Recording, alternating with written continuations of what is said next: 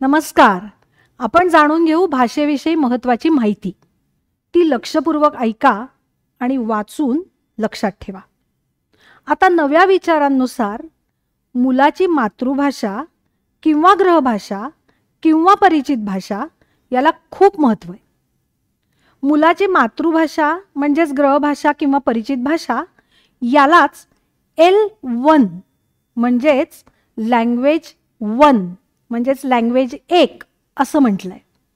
मुलांना लहानपणापासून इतर भाषाही बोलायला शिकवल्या पाहिजेत. अशा भाषा बोलता येणं यालाच बहुभाषिकत्वाचा विकास असं म्हणतात. अशा इतर भाषा मौखिक संवादासाठी शिकल्या आणि शिकवल्या जातात. त्याच भाषांना क्रमाने L2, L3 असं म्हटलं जातं.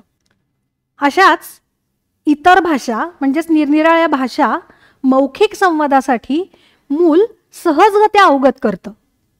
अशा भाषांना L2, L3 असं म्हटलं जातं. पायाभूत स्तरावर म्हणजेच 3 वर्ष ते 8 वर्ष या काळात मुलांचं खेळणं, ऐकणं, बोलणं हे सगळं सुनियोजित पद्धतीने अंगणवाडीत पार पडत असतं. L1च्या माध्यमातूनच ते झालं पाहिजे. म्हणजेच लँग्वेज 1च्या माध्यमातून ते झालं पाहिजे. मूल शाळेत जाऊ लागतं तेव्हा वाचन लेखन या औपचारिकतेकडे जाऊ लागतं.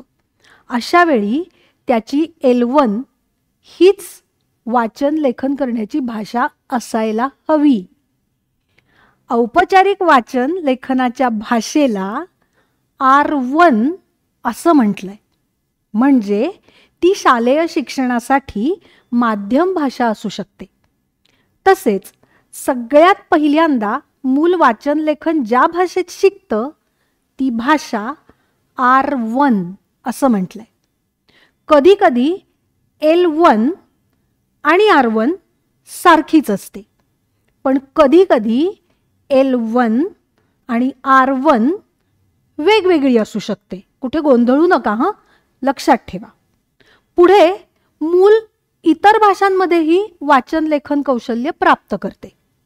त्याला क्रमाने R2, R3 असं म्हटलेलं आहे. आता हे सगळं जे ऐकलं ते आपण थोडंसं लक्षात ठेवण्यासाठी सोपं करूया. दिलेल्या तक्त्याचं नीट वाचन करा. धन्यवाद.